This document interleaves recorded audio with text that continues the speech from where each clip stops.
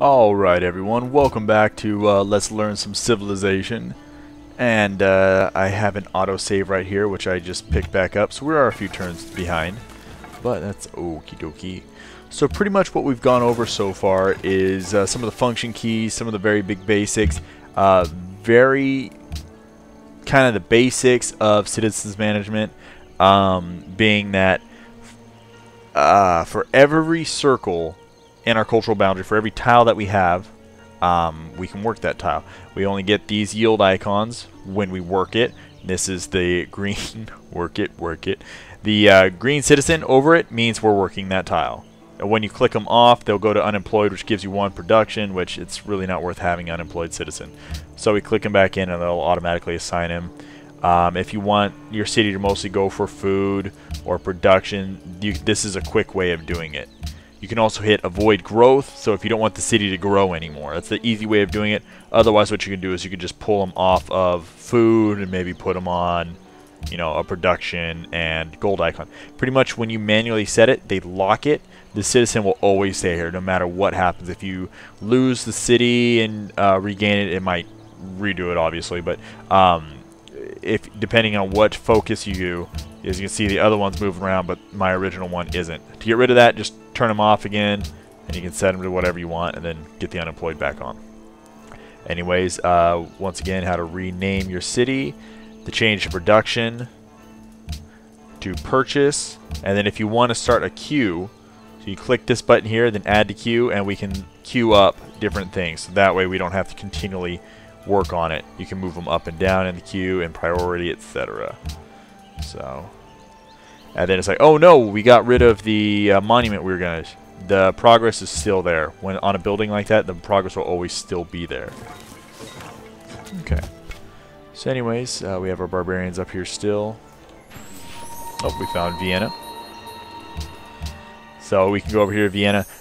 Once again, neutral. Since they're culture, they'll give us culture per turn when we friend an ally with them. Definitely something you really want to get out of a city-state. Being that they're friendly, they'll make peaceful requests like building a wonders, constructing roads to them and stuff. So you don't have to declare war on people and things like that, which is really irritating. Their nearby resources, they not only have gold but cotton, both being a luxury resource, so we can get happiness out of both of those. You either do quests for them, like if barbs attack them, you can help them out, or maybe this guy would want possibly a wonder build, like he wants the pyramids. If you build the pyramids and get them, you'll get a lot of reputation with them. You need over 30 to be friends with them and over 60 to be allies with them. Sometimes more if someone is already allied with them, you'll need to have more than what they have. So anyways, you can gift them a unit. What that'll do is you can gift a unit and get some reputation out of it instead of like deleting them. You can declare war on them, which I really don't recommend. If you declare war on too many city-states, all the city-states will band together against you, which isn't a big deal because a lot of the city-states AI just kind of sit around their city-state, but it's really going to piss them off and could cause problems. The easiest way to get their influence, though, is just to give them gold. You will lose reputation and influence with them per turn, which you can stop by hitting the social policy tab and going through patronage, and you'll have higher minimums, more influence per gold. You'll lose it'll degrade fast or slower, so stuff like that. Anyways, we'll continue on our little turn. This won't be a full playthrough, like to actually win the game, to achieve victory of some sort. It's mostly just to go through and kind of show you my way of playing and my understanding of the game. Okay, now that we have our monument, we will definitely want that worker. Pretty much what these icons here show means your different advisors say this is what you should build. You can go also click here, and this will open up some of the different things. These are all just like function key items, so it's nothing that's really a big deal, but this is just a different way to get to it. We also have our social policies tab here. We also have our advisors tab. This is nice for when you're first starting out.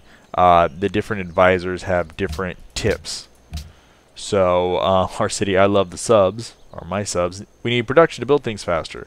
Use your workers to build mines nearby. We'd benefit greatly from having surrounding tiles improved. Consider getting a worker to help it out. Yeah. So stuff like that. Our civilization is producing 5 science with our 2 population.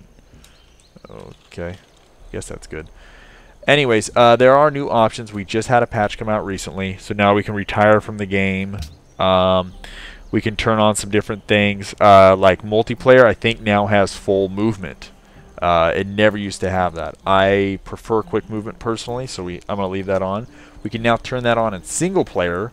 So what quick movement is instead of showing the animation to move there, they immediately go there. It's like moving chess piece. It's boom boom. There we go. We also do have skip intro video because the new loading screen is different. I'll always check this. You used to, if you had an older version, just delete the video files in the in your Windows Explorer, or I think your Mac, whatever the hell it's called, and it would skip it. Video options, my audio options, nothing interesting there. You can always check by hitting escape, going to this. You can always see what leader you are, your nation, and what their passive is, what map, what size of map, the difficulty, and the speed. You can always go to details too and see all this, the victory conditions you can have, and any extra additions you've added like quick combat. Okay, so pretty much right now, the early beginning of the game is mostly founded around getting some exploration and getting some initial technologies depending on where you are. Because I'm going to actually pull him back because these barbs might attack. That's the thing too. Especially as you get to higher difficulties, even at the early ones, be careful. So we're going to turn our research panel on back. Have someone protecting this. If you have, this is a little bit of a rough terrain, so I'll have some bonuses to keeping people out because it'll take them too long to get over to me. But someone can come out of the woodwork here, the fog of war, and snipe a unit. If that happens, your unit's gone. You're probably not going to be able to catch up to them. They'll probably just go back to their little base, their little you know, their encampment, but still, how long is that going to take to get back? It's really a pain in the ass. Now, notice, see that we're in Vienna's cultural borders, and we've stopped and ended a turn. Look at that hate. They're now angry with us because we're not friends or allies with them. So even though we can move through like we have open borders, we're going to lose influence with them every turn that we are. So I'll show you again as it goes up again. And with more people in here, watch what happens. See? -17. It went up 11 this time instead of the 6. Anyways, pissing off Vienna aside, we now have our our first social policy because we've acquired over 25. We're getting 3 per turn. So what we can do then is pick up a social policy. I'll go over these kind of quick. I think I already kind of touched on them in a couple videos. But tradition, best for small empires, liberty for rapid expansion in large empires, and honor for fighting barbarians and overall fighting in general. These are the first 3 that you'll start out with. Each new era we get to, classical, medieval, renaissance, industrial, will open up new trees that we can then play with. A couple of these ones down here you won't be able to use with certain other ones. Order won't be able to use freedom or autocracy, autocracy with order or freedom, freedom with autocracy or order. So these 3, you pick one. That's it. You can't use both of them. Also, you won't be able to use... One of these doesn't work together too. I forget which it was. Okay, yeah. Piety or piety with rationalism does not work together. But you should be able to use patronage and commerce, actually. So, because I usually like big... insert joke there. I usually like big empires. So I usually start here. This will give us a 1 culture per city per turn. So we'll get culture a little bit faster, and our borders will expand a little faster. But what this is mostly for is getting this. When we build tile improvements such as the farms and the mines and stuff, it's going to be a turn faster because usually they take 4 turns. We're also going to get a free worker out so we don't have to build him or buy him. And this one will build settlers 50% faster on our capital, and we get a free settler. A free settler is huge, especially right, like if you have Napoleon, you get a lot of culture per turn, so you can get a settler out really quick. Whether that's a good idea or not is up to you and your playstyle. I have some information that may be of use. Okay. So the new patch reset my tooltips. No advice, thanks. Those guys, at least, I know what they're going to say. Enough. Anywho, when you do build a settler, it will stop growth in the city. So let's say I started building a settler here. Watch. See how it nils?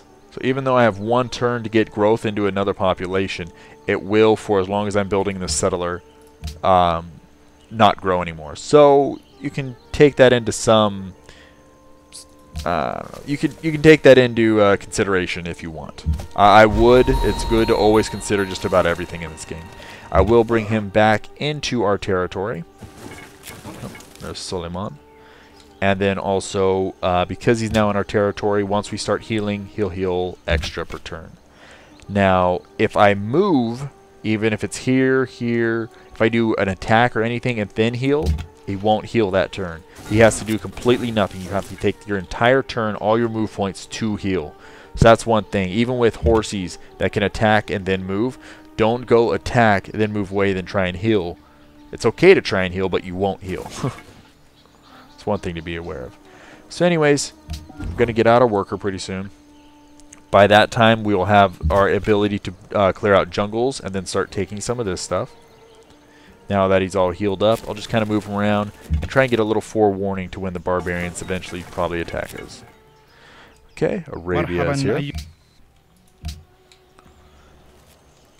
Now also, I'm also researching things a little differently than I would normally, because I won't be able to improve these tiles because there's jungle, so I need bronze working to remove the jungle, and then I can improve them. Oh, a new social policy. So let's work on our research first. I will want to pick up calendar because as I highlight spices in the bottom right here where my mouse is, look. See how it says spices, and in red it says requires calendar. So it tells you what tech you need to improve these. So just go over it. Cotton needs calendar, spices once again calendar, and sugar calendar. Now gold will take mining. Now see how it doesn't say it just says plains and river because we already have it. But that just takes mines. So what we'll probably end up doing is grabbing calendar. You can also, once again, by hitting F6, you can queue up text. So let's do calendar, then let's do writing. I'm holding shift, my left shift, and then just left clicking. And that's how you'll be able to do stuff like that. And then it'll, as this researches, that'll research, then that'll research.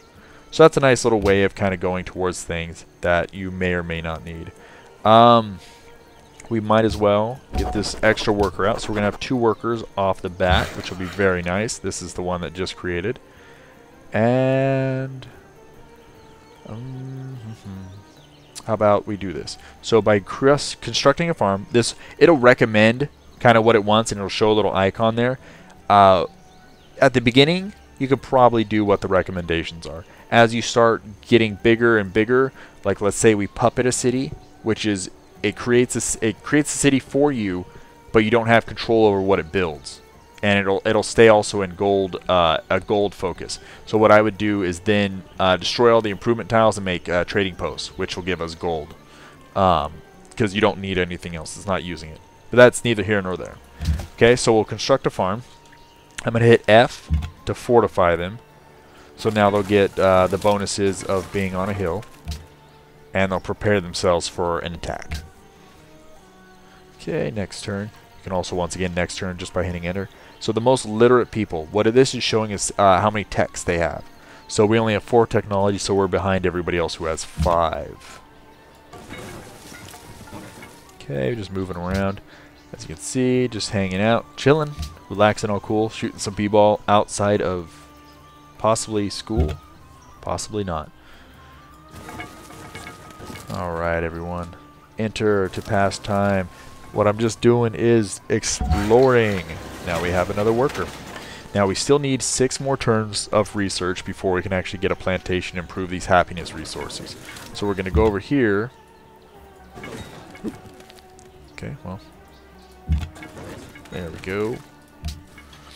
Once again, you can build wonders. Wonders off the bat, even with Ramses, still takes a little while just because I'm not in a heavy production base area. So a lot of hills and stuff. I do have a couple hills, but I'm going to need to improve them to actually get something out of it. Because I am on a harder difficulty, you have your choice of either building another warrior. We are at a relatively defensive spot, or building a scout. If there's a lot of land still around that you want to explore, I'd build a scout first. But since it looks like a good amount of the land is looked at, and we do probably have to deal with warriors or brutes. Yeah, I prefer the production, actually. I'm a production whore. I'd rather have a lot of production to build stuff quickly. Build stuff for a quickie. There you go. Why not? Then have the extended growth. Because since we have rivers all around here, I'll be able to build... Okay, see, this farm actually completed, but it didn't render properly. So, anyways. You can block people from moving, or they used to be. I don't know if you can block the AI anymore. You used to be able to put like your character there, and they wouldn't be able to move through there. So if they were there and moved to there this turn, which you'll be able to tell now by rewinding and stuff the video, then they can move through you now. If not, if they just came from over here and just ended up there, then they still can't move, and you can actually do what I like to so eloquently call cock blocking. And if they're trying to get, like, let's say they're going to war from here to here, I'll put a unit there just to stop them if I don't want them going to war or taking that city-state. Always fun things to do. So, I'm going to continue to look around. Very interesting map. Once again, you can always click here. This is a quicker way, well, it's a different way of hitting. I hit F4 to go here, but you can also do this. And this will show you all the different ones. It's just a shortcut to that. So, when we get writing, I'll show you why that is important. Okay, Helsinki. What's up, guys? I'll probably get attacked by barbarians, and we can go to their rescue if we feel like it to get some rep. The problem is, early on, concentrate on your own city. There's going to be a lot of... Ooh, ouch. Fuck you, buddy. There's going to be a lot of people asking for your assistance. There's going to be a lot of people trying to, you know, barter with you and bribe with you. If that puts you in a decent position, sure. But you need to worry about your own spot. Keeping at least a worker constantly around, and then a warrior too, to protect yourself is a big thing. Even at this difficulty, if I was attacked at turn 33, they're not going to be able to take my city unless it's maybe on deity, the last difficulty, just because the defense of my city and the ability to just continually shoot arrows. So you can always turtle up if something like that happens, but, you know. So anyways, I'm going to heal him up with F, and I'll have to keep an eye on him because there's a good possibility that someone goes and attacks him. It won't let me know unless I put him on alert, which I have not. Okay, another production. We then have a little bit more ideas of what we can build. We can build barracks, which will give us 15 experience for all units produced here. Pretty much that's a free level up. So that's really good to do. It's going to take us 75 hammers to build, once again, which I've already been over. And then also, it costs us 1 gold per turn. Most buildings in this game will cost maintenance. A few don't, but most will. We can also create a granary to add extra food just in the city. So our city will gain another 2 food per turn. And if there's wheat, bananas, or deers that are being worked, so these green icons are on them, we'll get extra food per resource. So if you have a lot of wheat, bananas, or deer around, building a granary can give you a really big boost. Otherwise, normally it'll just give you a decent boost. Either way, it's not a bad thing. I'll probably start building that for right now, even though I'm not too worried about it. I don't have a whole lot else to build, and I'm not worried about building a lot of more workers. Now that calendar's finished, though, the big thing I want to do is start what they like to call in Civ 4 hooking up our luxury resources. Okay.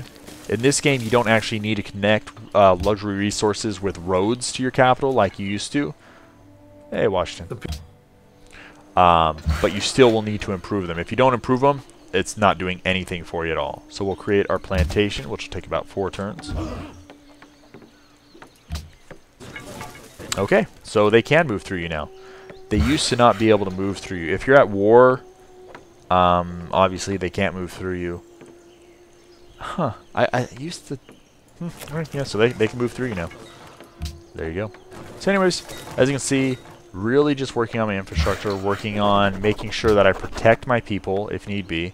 Another big thing I like to do is then go with collective rule, which will give me a free settler, so I can then expand. See these yellows? This is where the gang recommends you to build. It's not always the best place to build, but it's usually a decent enough build. I usually go with it relatively